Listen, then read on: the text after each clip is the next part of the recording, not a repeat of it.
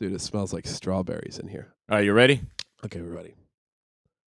Hello, everybody. Welcome to our very first podcast ever. Our very first one. This is what is this? This is SmackTalk RC podcast. This is it, SmackTalk RC podcast, baby.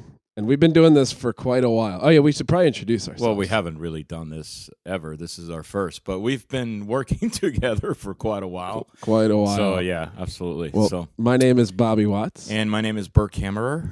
And we have been in the RC scene for quite some time, I would say. 12 years doing, 10 years doing this, kind of legit, you know? Legit, kinda, in a very active kind of way. I would say about 10 to 12, yeah. Yeah, I think so. So, we've been teaching people some, things that have to do with RC helis for quite a while. And I know that we kicked this podcast idea around for a while. Remember back in the day when we were doing SmackTalk? And podcasts back then just weren't that big. But now we feel like we're at a good time and place to do this. And hopefully you guys will like it. Absolutely. Podcasts have come a long way. They've become more and more popular over the years. It seems like there's lots of different podcasts out there, lots of people doing it. For example, we know obviously of RC Heli Nation, probably the largest helicopter podcast in terms of audience. Oh, yeah, they've been doing it for a while. Those guys are awesome. They do a great job. Anyway, we're not here to do a podcast that is traditional in any way, shape, or form. Do you agree, Bobby? Yeah, exactly. I mean, This is definitely different from most of the RC podcasts, I would have to say. Oh, great! Now the guy, he picked up his vape and he just smiled, and then now listen to him. You got to be kidding. You got to be kidding. We're sitting in a little room and he just vaped everywhere. But but it's funny because that's the whole point of this. This is not your traditional podcast. We're not going to do your traditional typical segments where we talk about what's new in the helicopter industry. Right. This is really not as much. I mean, we'll be happy to share tips and tricks with people, and if people have questions, we'll be glad to answer those. Sure. Because we've been doing this for a long time, and we feel like we can still contribute to the hobby. But the main objective here is for Bobby and I to get together, talk, and share experiences and everything that we've done over the last 10 years in the hobby. So this is going to be kind of like it's kind of like a talk show, isn't it? Yeah, sort like of a reliving of the past. Yeah, almost. I mean, we did the RC Heli thing. You're still doing it kind of full time almost. I mean, I did the RC Heli thing for 10 years, almost full time. And we have a lot of cool stories and interesting things that went on that we were just never able to tell anybody. Like I said, we did the SmackTalk RC show, but that was a lot more technical. That was a lot more of a instructional series of how to. But this one, we're really just looking to just kind of BS, tell some cool stories, interview some people maybe we haven't heard from in a while. I think that'd be awesome. In essence, like you just said, when we were taping SmackTalk, everything was. I mean, to a degree, we were being ourselves, sure, but everything was scripted. Yeah, it was a very strict. We said certain things and didn't say certain things. Yeah, and a lot of times, practically every time, we would sit down, we would write a script, and even though we never really adhere 100% to the script. We wrote the script, we found a location, everything was kind of set up, the camera angles, what we're showing for that particular segment and everything else. So in essence, even though we were being ourselves, we really weren't being ourselves 100% in the sense that, we just weren't talking about our own opinions on things or what we thought about this or thought about that or sharing our ideas or our thoughts or our history, our experiences in the hobby. So this is going to be more about us just shooting the shit, like people would say, being ourselves, and just sharing some cool stuff about the past, about where we've been in the hobby, what's going on now, what's going on now, or all kinds of different topics that we'll choose, and maybe, like you said, some interviews with cool people. Yeah, I think so. The reason we kind of got into this is because we know that there's a large group of people out there who are still heli diehards, and I would argue that probably most of them don't even fly that much anymore. You know, if I look at my Facebook feed of people I've met in the last 10, 12 years, half of them I don't even talk to anymore, but they're still very much a part of this. You know, like if you release a new video, they're liking, they're commenting. So I think that a lot of people will enjoy this, and hopefully will bring back some memories to people. And for you new guys, you can hear, you know, some stories of you know, what we went through as quote unquote professional RC heli pilots.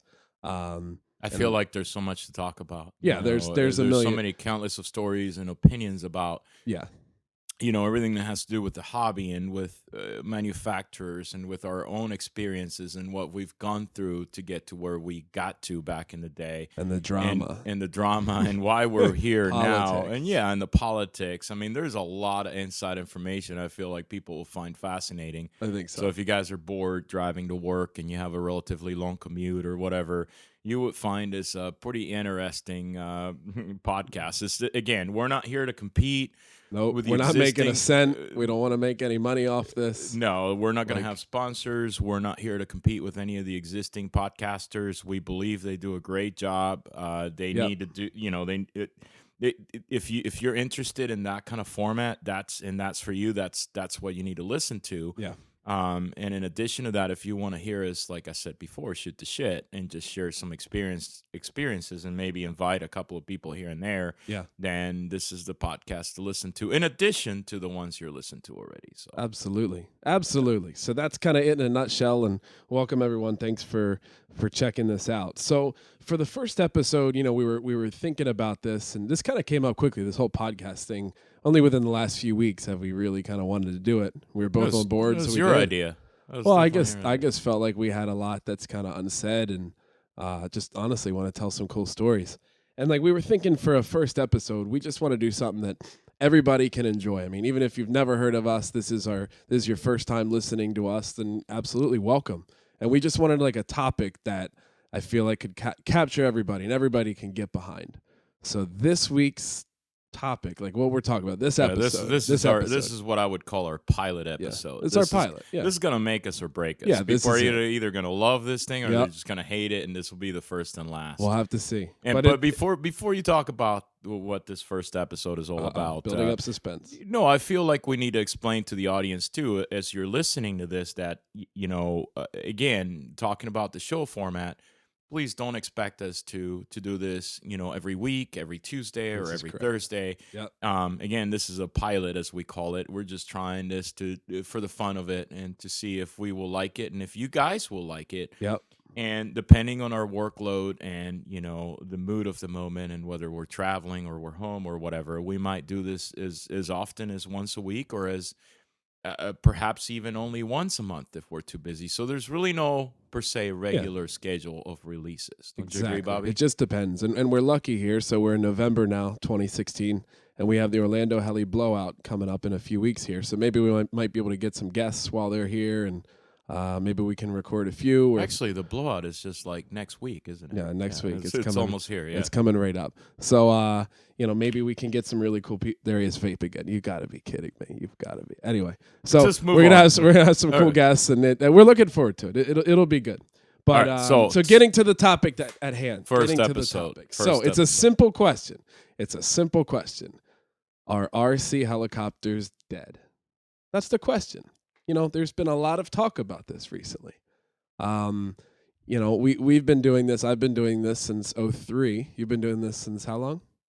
Oh God, I started the hobby. Helis. Helis. You've been doing helis. Off and on. I started probably in 2003 or 2004. And so we've been doing it about the same time. So like 13 years 13 years or so. And I have to say that this is the first, the guy that vaping. So this is the first time that this has ever popped up in the time that I've been around RC helis. Wouldn't you agree? Absolutely. I feel like that question can only be asked as of the last 6 months to a year. Yeah. Don't you agree? I think that's fair. But to be honest, I think I've been feeling it the last 3 years, 2 to 3 years. Yeah, I agree. I've been feeling a little bit of a slowdown in the last couple of years. I would say 2 years, 2 to 3. But the big time slowdown, I feel like it's taken place in the last 6 months. Last to 6 be months. honest, yeah. Nice. And in case you guys don't know, so Bert, you and your wife Susie, you make a living with RC helicopters. You have your company BK Designs, and you have lots of helicopter products, and your whole living is off of RC helis. So this is kind of a scary thing. I mean, It this is is. real. It's not.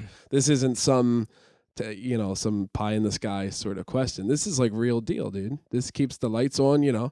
So, what's your thoughts about all this stuff? What do you think? Well, I I really don't think of it that way. As you know, Bobby, I have a college degree and I have a background in computer science, and I've worked with networks and stuff like that. I mean, I consider myself a relatively well-educated person. So Absolutely. I'm not really truly strictly dependent on the hobby in terms of like my livelihood for the future. So I really don't think of this as like something that's posing a risk or creating a situation where I'm concerned for my livelihood. Yeah, but at the same But time, if all exporting of your RC heli stopped next month, it'd be like, oh, absolutely, uh-oh. I'd be out Yeah, of yeah, business. I'd be in yeah, trouble, and I'd yeah. have to find a backup plan like Right, SAP. right. But I don't think of the RC helicopters as the topic of the show suggests. Are they dead? I don't think of that as something that could potentially hurt my livelihood as much as, believe it or not, I think of it as something that bothers me personally and emotionally, Hmm. because the reason why I made this my livelihood wasn't for the money. I mean, you've done this professionally for quite some time. Yep. You know that for those of people that think that they're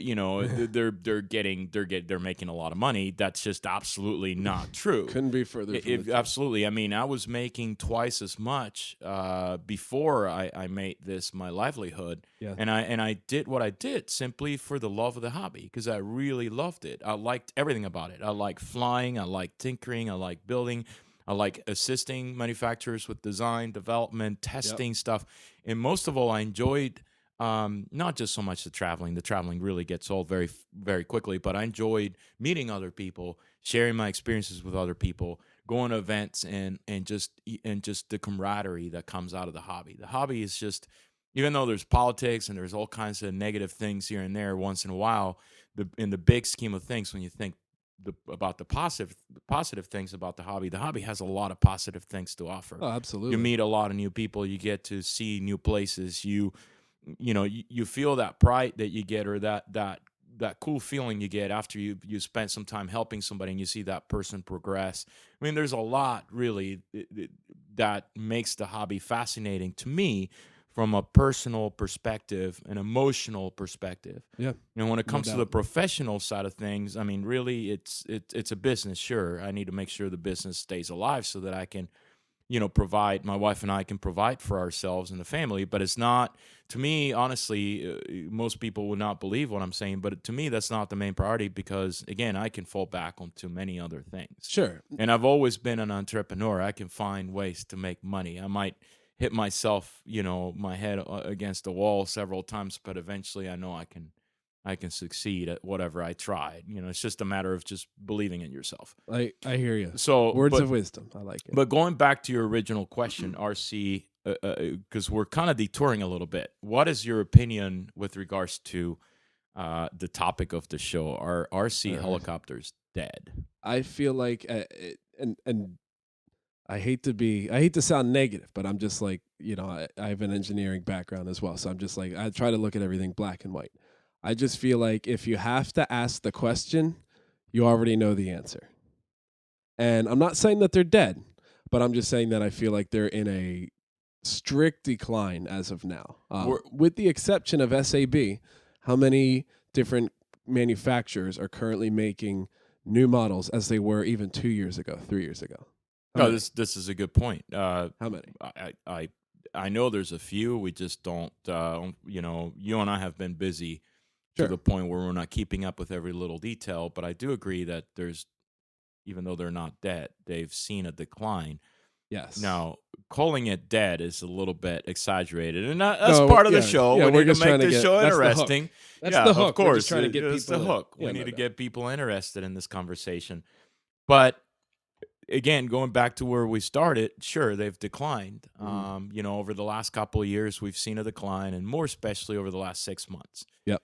Now, this is funny, though, and I want to hear your opinion about this.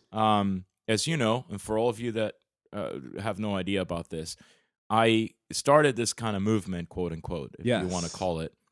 I just one day was thinking, what can we do to promote the hobby? Well, there's really not a simple answer to that. I can't tell you that with a couple of words or a single sentence.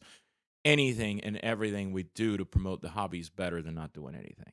Absolutely. So I just decided to come up with a simple hashtag, and it's not about the hashtag. There's lots of people out there, even in the year 2016, that are still not big believers in social media. Yep. So the hashtag doesn't mean anything, but it was kind of a way to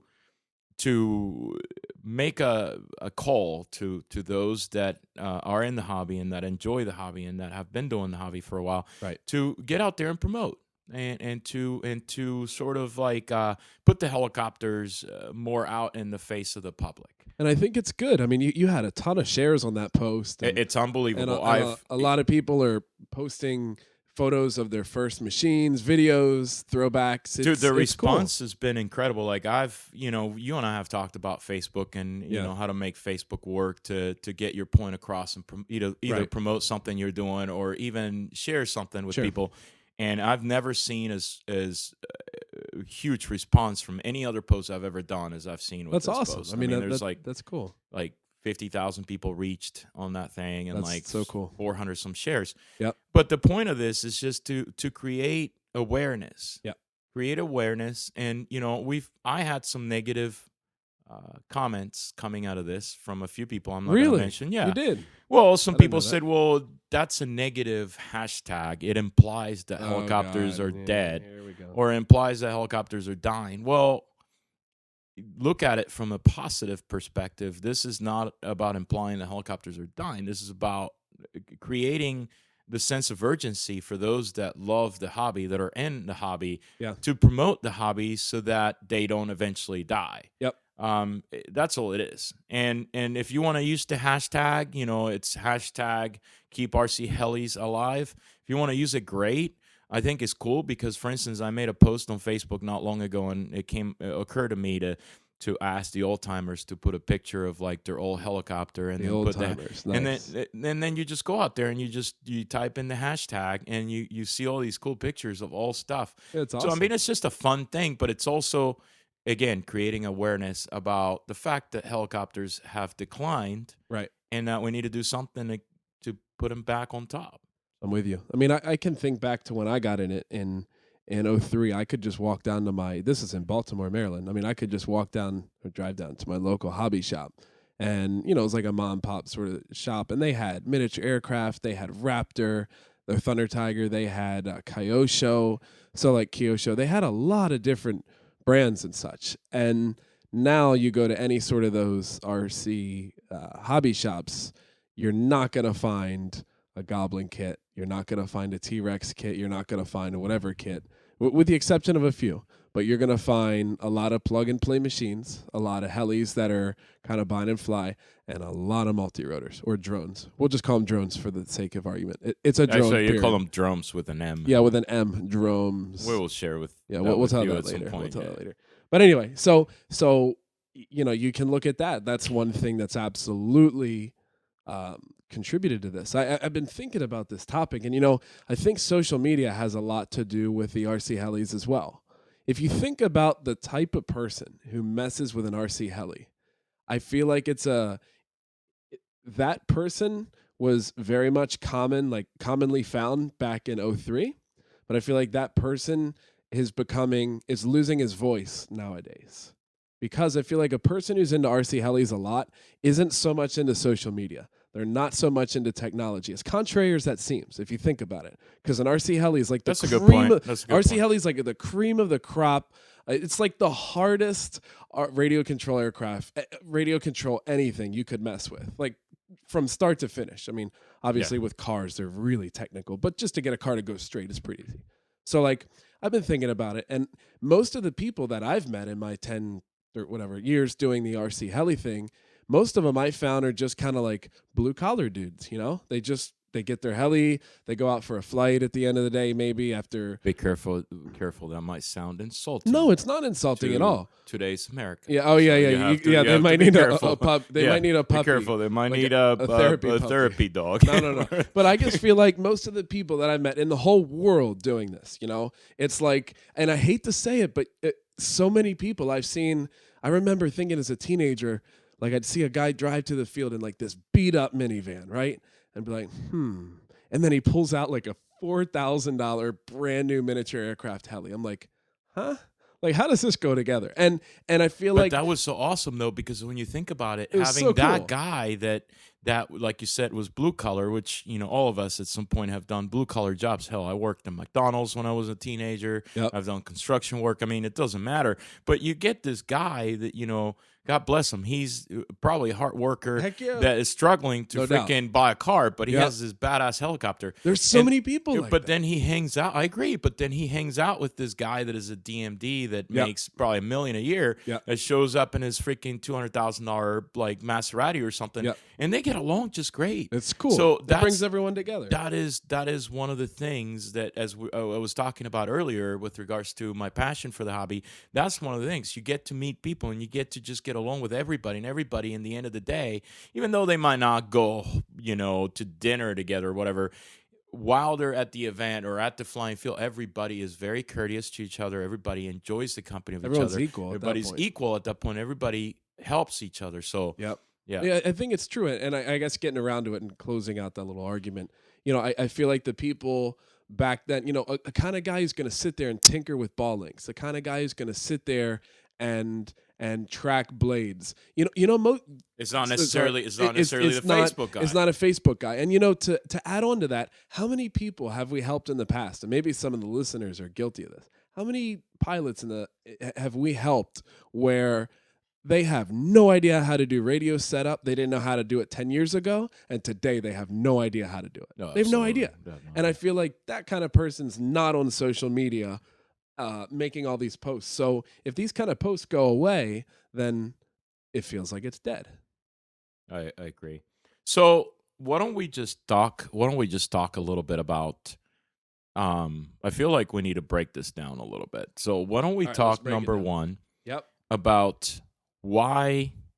Okay, number one, why, and I'm sure there's more than one reason and more than one opinion. I have several different opinions and reasons as to why I think helicopters have not died, but have been on the decline. They're slowing. Yeah, and after we cover this, we should probably give the listeners some ideas as to what we think needs to be done to help promote, or at least get back to a place where we were before, if not better. So what's, in your opinion, at least one reason? We can share ideas and discuss this, but what's, in your opinion, the number one reason, as to why helicopters have declined?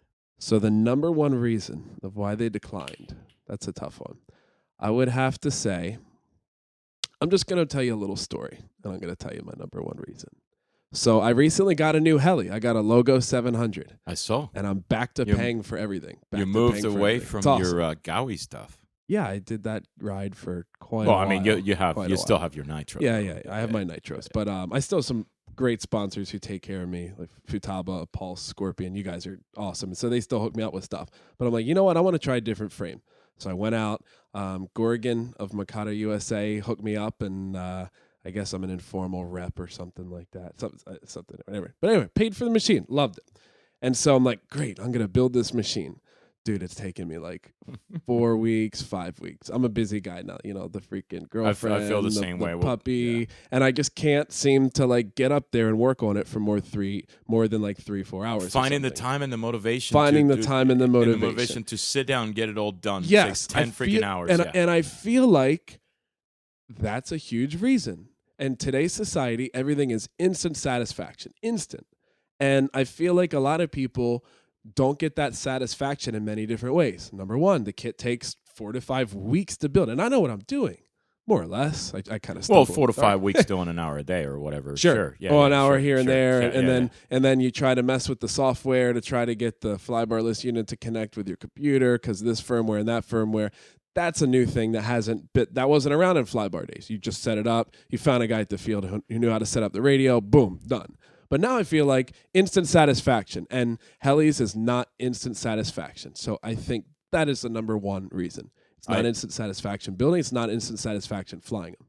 I couldn't agree with you more than I don't think that's the number one reason for me, but I do agree that plays a huge role, and it's amongst the top 3 reasons for me. Now, if you think about what you just said, then the topic of drones with an M comes up. Here they come. Yeah. Why? Because I keep saying this. I know it sounds like a broken record, but some of you haven't heard my side of the story. Here's his stuff. So when I started helicopters, I started in the RC hobby back in 1983. I mean, I was 12 years old. I'm an older guy. I wasn't born. Yeah, Bobby wasn't. I wasn't even born. a thought. It wasn't even a thought yet. So I was flying planes. I built my first airplane was a Falcon 56. Nice. And a bunch of wooden sticks and put it all together. It was all warped and flew like crap, but it flew. So I've been doing this for a long time. After, I went to college, I went, started my own business, did a bunch of stuff. I was flying steel airplanes off and on as a true hobbyist. Every other weekend, you go to the field one Saturday, whatever.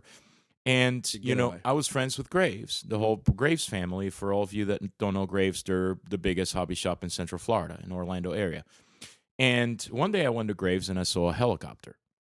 And it was a piece of junk, little freaking fixed pitch thing, right? Yep. And I saw it, and I was like, you know what? This would be cool to fly because it'll hover, and I can hover it in my backyard, and I don't have to go to the flying field to fly this plane that requires, 100 feet of runway to take off and land or whatever. Right. So I bought this thing, and, that's how I got started into helicopters. Now, fast forward to today. What do you do now if you have the same thought process that I had back in 2003? You don't go to Graves. You don't go to a hobby shop. You go to Best Buy. Amazon. Amazon.com. Next day Prime, baby. One day absolutely. You go to, you're walking down the mall with the family and you stop by GameStop. Yep. And you can get it from there. Yep. So what happens is you buy this freaking thing, instant gratification. So we're going back Take it out of the box. We're going back to your number one reason. Yep. Instant gratification, take it out of the box, push the button, read the manual, spend what? Maybe for a completely uneducated person in this, not uneducated, but uneducated in terms of the hobby. Right. Read the manual half an hour, charge the batteries another half an hour to an hour. Within 2 hours, by doing very little effort, this thing is in the air, you push the button, you turn on the transmitter, it flies around, it lands by itself, you turn it off, you put it away. Yep. You call your buddies the next day because you have the latest and greatest, baddest freaking badass, man. And then you just show your buddies how badass this freaking thing is because it'll fly up and to how well you can fly 300 feet and it'll take freaking video and pictures and downlink them to your phone or your iPad. It'll land and you'll just keep doing this. And after you've done this for about 4, 5, 6 weeks, you're done. You're done. You're over it. It'll sit in your closet and it'll get put on eBay for sale or something like that. And what happens is this particular guy completely bypassed the hobby. He could have been in it. He could have been in the hobby. And he probably would have enjoyed it. But this guy is just a guy that just never even set foot on the side of the hobby line. That's what I mean. So whereas the guy like Bert back in 2003 went to Graves and he got sold on a, back in those days, everything was really junk in terms of what today's standards are. I ended up walking away. I think it was a Hummingbird from Century or something, fixed pitch. And I learned to hover with this thing. Yep. And, within a matter of 3 to 4 weeks, I was hovering, in my front yard, and it was doing a little bit of forward flight, kind of out of control. And I went back and I said, listen, I need something bigger, more stable. And then what happens next is I get a shuttle from Hirobo. And you work your way up. And I worked my way up. And then, and I got hooked. And then they said, well, you need to join a club. And, well, I'm part of a club because I was a member of a club, a Radio Control Association Central Florida, RCACF. They're like, no, that's mainly plankers. You need to join this club. It's called Torches. So, and it's all about helicopters. So I joined the Torches Club. And then, next thing I know, I'm flying a miniature aircraft helicopter. That generation of hobbyists has gone away, has dwindled because of drones. Absolutely. Yeah, I think they take it away. Even if you do make it to a hobby shop, father and son, I say this all the time.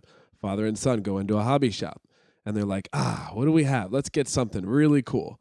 And back in the day, and we say back in the day, not even that long ago, 8 years ago or whatever, you have a choice. You get a RC heli, father and son build it, and then look at all the father and son killer combos out there who've made it through the RC heli. Marcus Kim and his father, Kyle Stacy and his father, Kyle Dahl, his father, Jamie Roberts and his father, Nick Maxwell, his father, like so many father-son kind of like killer pilots, and they go home and they build it, and then they grow their relationship and they grow their hobby together.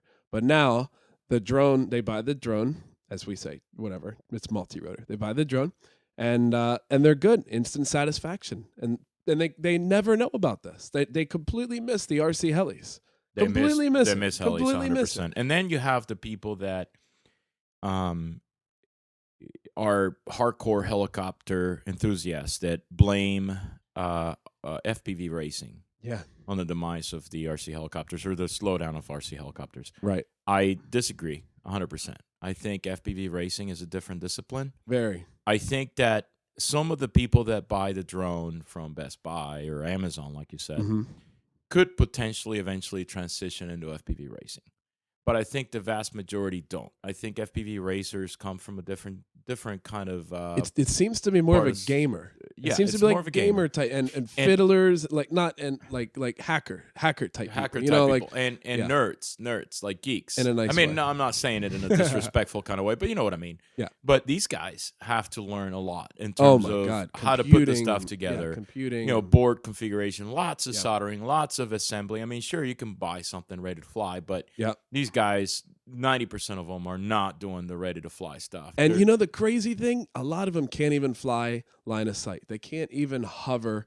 Tail end knows that they can't even fly line of sight. Absolutely. So like their avenue, if you look at the drone racing, it just like if you look at drone racing and social media and how that whole world works, it's hand in hand. It's so hand in hand. If you think about how it really works, about how, drone racing is all about the newest stuff. Like I have equipment from July and it's completely outdated. So obsolete. So you obsolete, have no idea. So There's outdated. been 2 or 3 new things since then. Yeah. You're obsolete 3 generations. I know. And RC helis, I mean, man, some of my best models are 3-4 years old. I mean, some of my just most reliable models are just, and it's just a different time. It really is. And I wonder, I really wonder how many people have gotten into RC helis recently and just thought like maybe have no interest in drones or anything, because I feel like the drone stuff now is so popular. We do it on the side. After we're done, I'm gonna go show Bert the DJI Mavic. I just got it, and it's awesome. Yeah, so it's we're gonna cool, go have fun but it's not off. something that has ever taken away from us enjoying helicopters. We always go back to RC helis. Going back to what we were talking in the beginning of the show about keep RC helis alive, the hashtag. There was a thread on one of the most popular forums out there.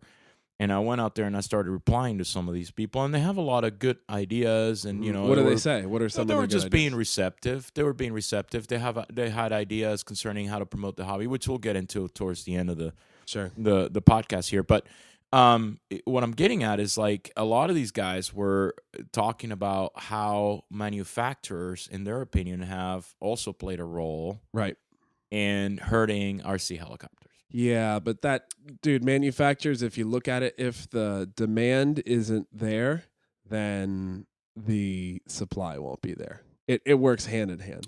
I do agree. It completely works hand in hand. I do agree with that. But on the other hand, I think that it's not healthy for the hobby business. Sure. When you have certain manufacturers that rush into constant releases all the time. Yeah, but they're not the first to do that. Whoever it might be, I don't know who you're talking about. I'm talking in general. In general. But it's always been like that. Not to the extremes that we've seen in recent years. Think about like in the last we 5 years. were 2 huge miniature aircraft pilots. Think about it. There was always an upgrade. There was always something new coming from there. And I remember the owners of miniature saying, if there's nothing new, then people are going to go somewhere else. If they have my model, then they can continue to upgrade, and it makes it even better each time. So like it's I feel like if the buyers aren't there, the manufacturers aren't going to make stuff. Period. Yeah, to a degree. But then on the other hand, you can see how there are people out there being concerned about, for example, the fact that when there's so many releases back to back that it devalues the brand in itself. So what they have. So when you're a guy that you earn a regular middle class income, you're making 30 to 50K a year or whatever. Sure. It takes quite a bit of effort to spend $2,000 or $3,000 on a new helicopter. Yeah, no doubt. And when you do that, if that manufacturer releases a new version 2 or whatever it is, like 6 months later, now your helicopter is technically obsolete. Yeah. If you can't afford to buy the V2. Right. So what do? You try to sell the V1, but now the V1 is not worth anything. So you might get lucky to get 30% of what you invested into that airframe to be able to move forward to the next airframe. Sure. It used to be that releases happen, back in the day, once a year, once every 10 months, once every 9 months. Now we're seeing companies, and I'm not naming them, but there's most of them are doing stuff every 3 to freaking 6 months. But I feel like that's just the sign of the times. Look at Apple, look at DJI, look at these big electronic. Oh, the other day, check this out. Someone who knows them very well told me DJI has 25,000 employees. 25,000. That's crazy. Now, when the Inspire was released like 2 years ago or something, they had 11,000. Or no. They had like a few thousand, 3,000-4,000 or something. But 25,000. You got to be kidding me. But anyway, so like an electronics company, that's everything we buy now is all electronics. Mm-hmm. You think about it, you buy an iPhone the next year, it's kind of worth like less than half its value. You buy the newest, I don't care, stereo system, you buy whatever else. It just devalues really quickly. But with RC Helis, they were like an artwork almost, it was like a piece of art. So when you owned a MA Fury back in the day, you bought it for $1,000, you could sell the airframe a year or two later for like $800 and get your money back almost. Yeah. They were really valued.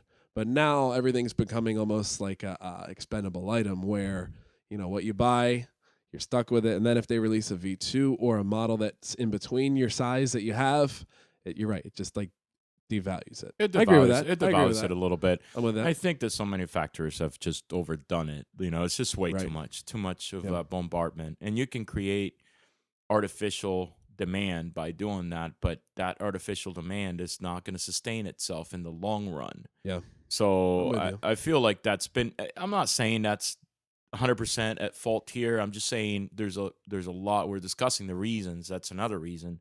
There's a lot of different reasons as to why helicopters have slowed down. Sure. But you know what? Going back very briefly to the FPV racing stuff.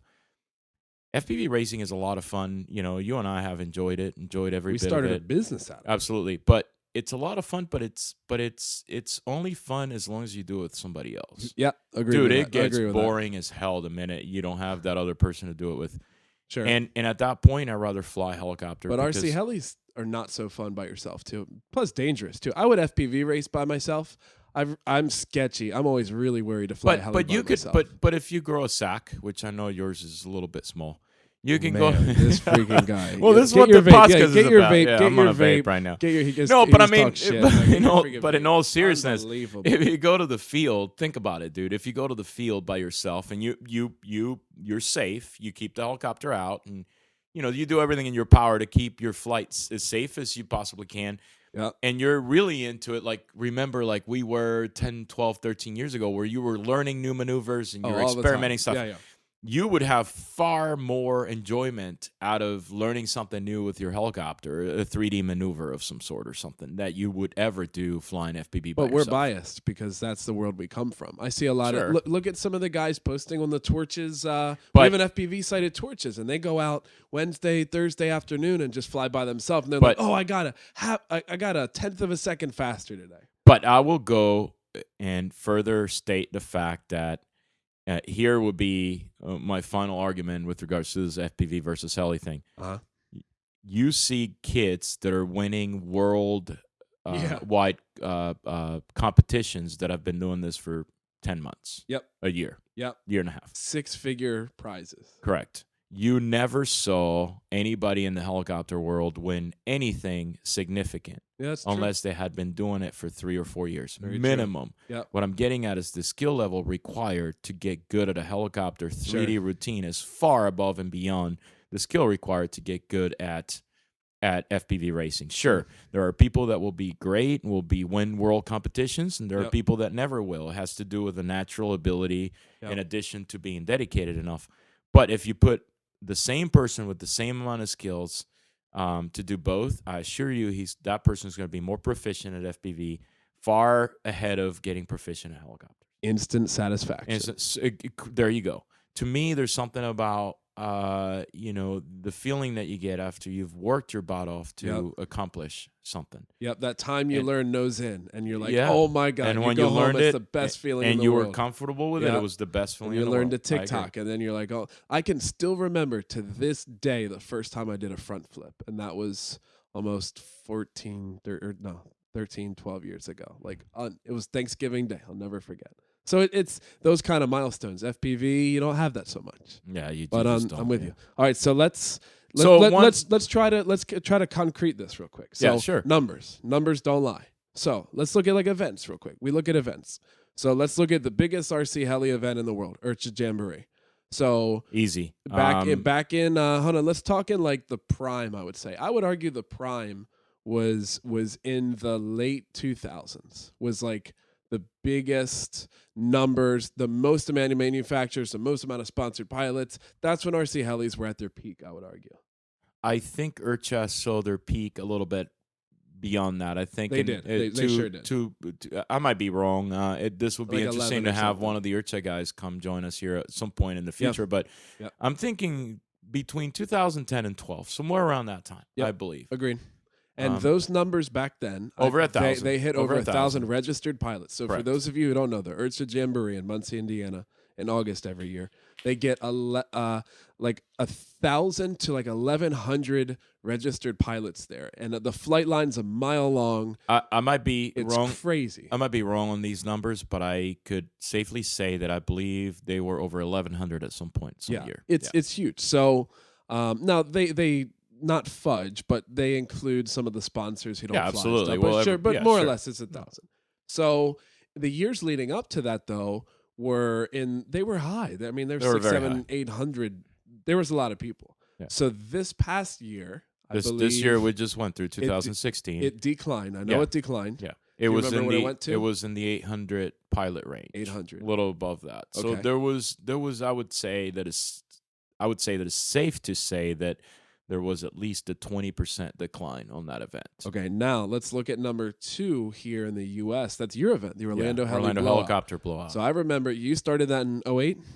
Our first year was 2008. Our busiest ever year was exactly 2 years ago, which would have been, 14. Yep. 2014, we had 356 registered pilots. That's a lot. Now, last year, what did you have? Last year, I'd have to look at the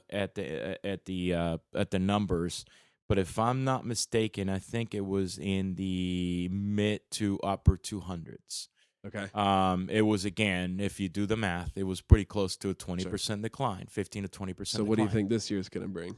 I don't know, but I'm surprised, and I'm thankful that we have a lot of sponsors on board this year. So it's hard to know how many pilots we're going to get. Historically, we don't get a lot of pre-registrations up until the couple weeks ahead of the event. So now is when we're starting to see pre-registrations come up. But I don't know. It's hard to tell. But the point here is like you look at other events, like for example, Birmingham, Alabama.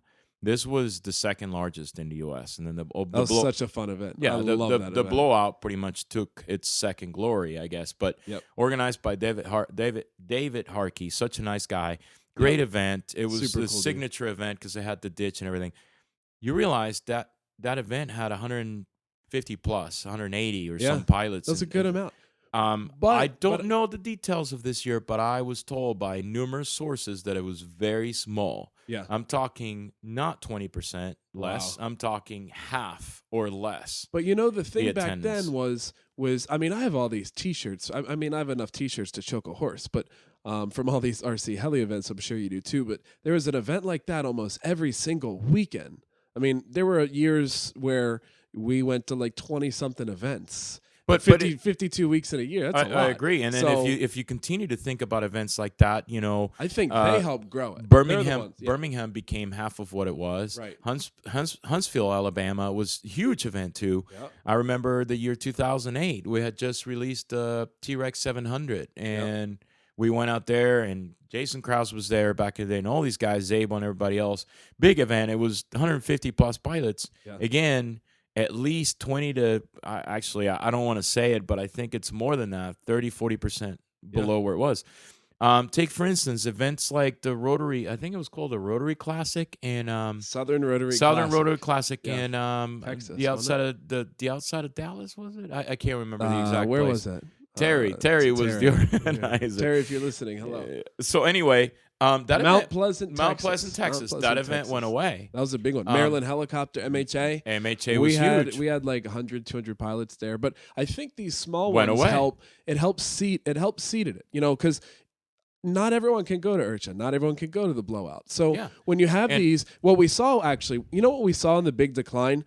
The bigger events got bigger, the smaller events got smaller. Yeah, these guys could, and the recession didn't help either. But now, like the smaller events are going away almost, and the big events are getting smaller. Look at, for instance, Las Vegas Fun Fly. We used to have a lot of fun going there. Huge. It's gotten so much smaller. I'm hearing gossip that next year they're pushing, so it might grow a little bit again. But it's gone through a really bad period over the last 2-3 years, whatever. Yeah. And you got all these events like my God, it's turned smaller and smaller in terms of the number of events, and not just less events, but whatever events are left standing have a lot less attendance as well. And I think a lot of the sponsors, they can't afford to send pilots anymore. No, I don't. It's expensive to have a pilot. It's expensive. Man, when I was a fully sponsored pilot, I didn't crash much, but holy moly, just to travel to send a guy there. So if you don't have that hot shot there, if you don't have the sponsorships happening, your event's not going to happen.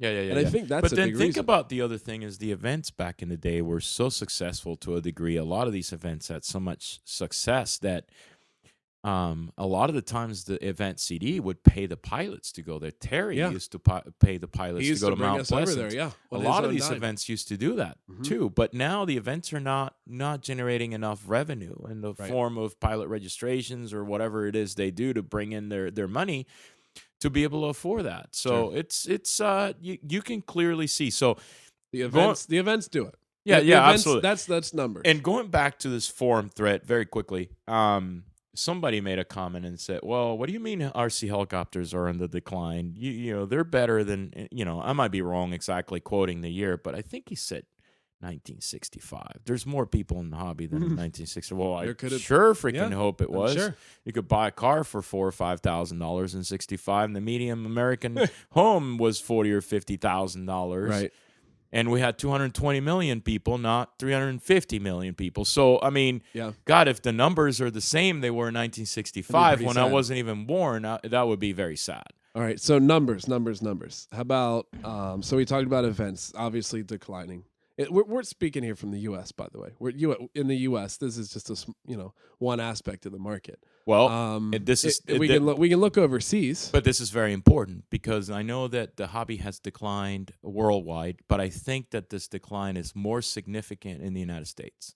Sure, and at least I can't say that this for a fact, and I have absolutely no conclusive proof that this is a fact, but I can tell based on my particular business sales numbers. Mm-hmm. That our business sales have declined in the U.S., but they have not declined hardly at all overseas. So your business overseas is just as strong as it was 5 years ago. And at times it's even stronger, yes. But I was always told that if the U.S. coughs, the rest of the world will cough later. Catches a cold. Yeah. That's what I was And that told. hasn't happened yet, and I'm hoping it won't. But I hope it doesn't go away. If you think about it, there's really nothing like it where if it's like a beautiful spring day, the grass is freshly cut, you go out to the field, some of your buddies are there, and you get your favorite machine out that's flying really good. I don't care how rusty you are. I don't care how long it's been since you fly. But when you fly for that few minutes, that's a damn good time. Wouldn't you agree? Absolutely. It's awesome. It's awesome. Now, let's talk about what it is that you and I personally think that people should do, or what you and I to help should do to help. I think things like this help. Just talking about it. Creating a sense of urgency, being aware of the fact that the hobby in itself has declined. Yep. And again, going back to our topic, the name of the show, they're not dead. No. But we don't want them to be dead. No, of course not. We don't want them to be dead. And this is why we're talking about this. I think that the next thing we can do is maybe not hate as much. I think a lot of the hate, we see a lot of hate on there, from heli guys to planes to drones to such. Be more inclusive and try to get more out of your RC heli. Try to get more out of your RC experience. So if you're out there only doing helis, you're gonna get burned out. We do it all the time. We get burned out all the time. But I mean, we started doing FPV. I've been doing a little bit of off-road RC car racing. I just got a night glider from Hobby Queen. Nice. I mean, I used to do planes, and I still enjoy flying my planes. Yeah, absolutely. It's good. But what is the important thing that people should do? So encourage or help or be a part of your local hobby shop. Sure. The local hobby shop unfortunately is a dying breed. Yep. A lot of the hobby shops have either gone out of business. Yep.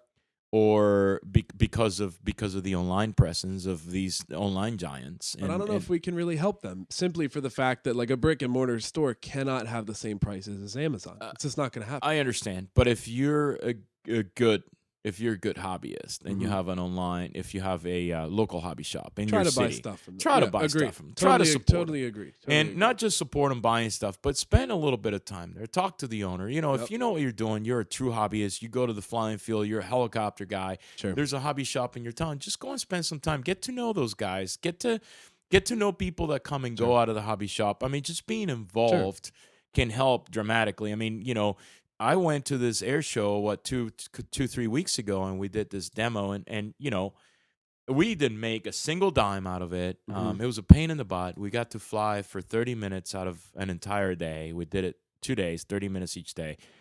Why did we do it? Just to promote the hobby. Just promote the hobby. It's Just awesome. give the hobby exposure. Yep. If you know somebody, in a school, or you're connected, with certain specific groups of kids or whatever it is, try to give the helicopter a little bit of exposure. Kids do field trips to places. Why not take them to the flying field for no doubt. And a couple hours? You just nailed it too. And if you can't help out the hobby shop, for example, and go to the field, go to the RC field, be a part of it, join, pay the freaking $100 a year, pay the $100 or $50 or $200 a year. I mean, after all, we spend far more money in stupid little stuff than. I think that's a huge thing. Just being part of a field, because there's a lot of guys who fly rogue by themselves or whatever. Yeah, but joining a club. If you join a club, I think that's probably one of the most single best things you can do. Yeah. And if your club has enough interest, bring a pro over, have an event. And do something like that. And doing anything in your power to promote and encourage promotion of helicopters. It could be something as stupid as wearing a cool T-shirt that has a RC helicopter. You remember those T-shirts that said, "Yes, it flies high." Yes, HeliPros. HeliPros has something like that. Anything like that kind of sparks people interest as you walk down the street, just to promote the hobby, because. Right now, we see an incredible amount of promotion for drones, and we see them everywhere, but we don't see promotion for RC helicopters. Yeah, exactly. At all. No, nothing. I mean, when you turn on the TV and you see FPV racing on ESPN. Yeah, it's drones. And you're never going to see that on RC helicopters. And a lot of people don't even know about the existence of RC helicopters. So we just need to create awareness about helicopters. That's all. Yeah, I think so. Anything's better than nothing, right? No. Yeah. Well, yeah, obviously. No, there's no doubt about that. Okay, so now that we've determined that RC helis are in fact dead, no coming back from them. No, just kidding. Vape time, one more. So now that we've, God, dude, the freaking vape is, I'm dying in here. Just so you know, I'm painting the picture. There's a little room. It's like an 8x8 room. This is going to be there's sun's coming through the blinds. Yeah, and you can smoke. see you can see the smoke. It looks like a freaking Stephen Hawking movie. I mean, no. What's the guy? Not Stephen Hawking. Who movie? What? Stephen Hawking's the guy with the whatchamacallit. I can't see the smoke. No. I learned something. You can only see a third as much smoke on camera as you can in life. Real life. This is anyway, very true. So who's the guy? Not Stephen Hawking. He's the genius. What are you talking about? Who's the guy who wrote It? I don't remember. Is that Hawking? I'm illiterate. Anyway. I just watch politics all day. Yeah, you just watch this Trump. So keep going. Okay, so anyway, so now that we've determined that, what do you people are asking? What do you do now? What do you do every day? What's Who's your week asking? look Nobody's like? asking. Everybody's don't you worry about that. Everybody's asking. I have so to we be talked very about careful all with this. the words I use to describe my role. No, he has to be very careful. But what do you do every day besides freaking vape? I vape. Dude, it's just I wear a lot of different shoes. Hats. Shoes. I need to be different. I'm different. But shoes and hats. I do everything. I ship a lot of orders. Yep. I do purchasing. I do marketing. I do everything that has to do with the marketing in itself, which people think, oh, that's not a whole lot. Like, for instance, I spent this week working on a new display system for events. And it takes forever to do. It takes forever to do. And it's just all, and that, and not just for helicopters, but we're expanding the servo part of the business to the surface side, the RC cars, and that's awesome. Working with a very big, very well-known company in the airplane market that's been around for many years. They're probably the number one company in the U.S. Working with them to make some products for them too. Cool. I mean, everything, dude. Everything. It's just nonstop. But no fun flies. No, I've been going to a few events, but I've also been going to some car events. So it's the end of 16. How many fun flies have you done this year? This year wasn't too bad, actually. I started the year off really well. I traveled all the way to New Zealand. Oh, that's right. You did do that. Went to New Zealand. Cool guys. I love that place. Where else did I go? I went to Germany and went to the Rotor Live event in Germany. Nice. And then I went to Virginia. Casey Campbell's event, which, by the way, that used to be an event that was started by Joe Coppola way back in the day. And now Casey Campbell, the owner of the property, runs it in that's a cool Spartanburg, Virginia. Awesome facility. Really fun event, super fun, man. Laid back. I went there. So that's 3. Then I can't remember in between, but obviously I was at IRCHA. Yep. I went to a local place. Where was it? Somewhere near here. I don't remember. I've been probably to about 6. That's good. I went to the mini blowout. I mean, I've been to about maybe 6 or 7. Dang. I mean, it's a big drop from having gone to 24, in years past. But I also went to car events. I went to at least 4 or 5 car events. So you've been staying busy. Went to John Knoll, which is an airplane, primarily we did some airplane FPV events. Yeah, we did FPV events too. I mean, I've been keeping busy, but you started the podcast talking about our job and our livelihood, so obviously I need to take care of that. So whereas back in the day, my only priority was just to promote Goblin and to do little things for SAB, like whether it was design related or testing or R&D or attending events to do demos, right? So that was my life. So it was an easy life. Now it's more about like, if I don't, I need I'm more sort of diversified in the sense that I'm working with not only just one product line, but my own product line and different product lines across different platforms within the hobby. So it's just busy time. So look, you were saying before, I don't find the several hours at a time that I need to build a new helicopter. I just built a new machine. It's hard. Papa John actually. He hooked Papa you John. up. He helped me with the airframe, and then, dude, it took me like 7 hours to do the motor. It takes electronics. Forever. I'm telling you, it takes forever. Yeah, that's crazy. Well, that's good, man. I'm glad you've been staying busy. You've been gotten some shit from some of our friends. Surprisingly, I really can't believe it.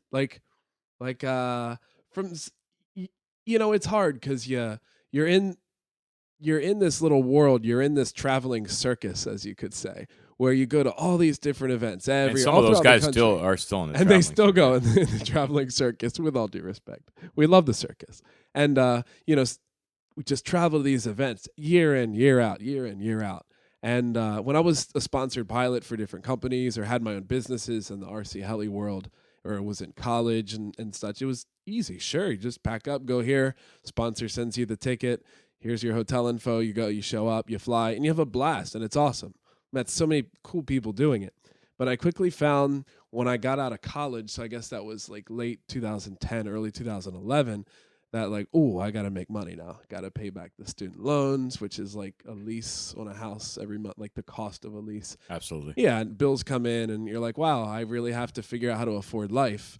And here I am, a quote unquote professional pilot with an engineering degree, and I could barely afford myself if I wanted to not live at home. So, when I finally got a place down here in Florida, living on my own. It's like, okay, I don't think that RC Helis is gonna afford life. And it's a shame because I kind of got a lot of backlash from people like, oh, you just quit flying, and oh, you don't come to our event anymore, and that's hard, man. It's not hard. that It's at all hard. because especially like I did that business Encore RC in the middle for about 2 years with Mike and Art, and it was like especially if you want to try to succeed with a business, you got to be there every day. So going to an event is not really conducive to running the business, not to mention the few $1,000s it takes to going in. Well, that's exactly what happens to me, and it's kind of interesting, but modesty aside, I don't want to stroke my own ego. But here it comes. I feel like, honestly, I was very lucky, and I was one of the very few lucky people to be as old as I was and be able to get enough income from my previous employer. Right. Let's just get it out there. SAB Heli Division was kind enough to offer me a decent enough position so that I could live off of which that, is awesome. Off of that, and I sustained myself and my family off of that. I mean, Susie was a part of the employees team as well. She was handling other aspects of the job, but we both were lucky enough to be part of that bandwagon to live off of the hobby, but that is rarely seen. Dude, it's hard. It's really hard. Absolutely. I mean, even still, like my daily routine revolves around RC in every way. I've been doing more RC in the last 2 to 3 years that I got out of helis. I've been doing more RC day in, day out than I ever have before. And a lot of it's design testing. Like I'm doing But and on the other hand, your life gets in the way. I mean, you have a girlfriend that you live together, you have a little dog, my goodness. You have different commitments. I mean, it's just it's not just, between all that stuff combined and work, it's really hard to find a time to go to 20 events a year. No, it's hard. It's hard. And the cool thing is that in the helis we've met so many people, so many, so fortunate to be sent all over the world like you were. And I know people that I met 10 years ago who I still talk to on Skype every day on projects. So I have clients now. I help with product design everywhere from drones to toothbrushes. And like I have some people that I met in the RC world 10 years ago making toothbrushes for me, for my clients. And it's awesome. Like it's just so cool how things have kind of come full circle and how we can both still do this RC thing, both as a job, because I'm doing more commercial drones and commercial designing, and you're doing blade sales, servo sales, flybarless sales, and such. So we both still do it as a job and also as a hobby too. I mean, that's how powerful this is. Absolutely. And coming around, this is why it can't die. No, there's got to be more people who can get what we got out of it. So hopefully, like by doing this podcast, we can help give back and hopefully inspire some guys where, if you're a really good hotshot pilot and you want to do some certain things, then go for it, man. We're not going to stop you. I couldn't agree any more with that. Absolutely. Yeah, and to wrap it up here, we're getting near the end here. So to wrap it up, I hate to end it on a sour note, but a few weeks ago, I guess 2 weeks ago, we lost one of our brothers, man. One of our brothers, Daryl, Big D Bell. Up in Michigan. Daryl, rest in peace, buddy. You're freaking awesome, dude. If anyone didn't know, Daryl was like the voice of RC Helis. I mean, if you type in Urcha Jamboree noontime demo, period. Somebody listen to the announcer. It's him. Somebody posted a video recently. That's him. It could have been you, one of those Thursday throwbacks or whatever.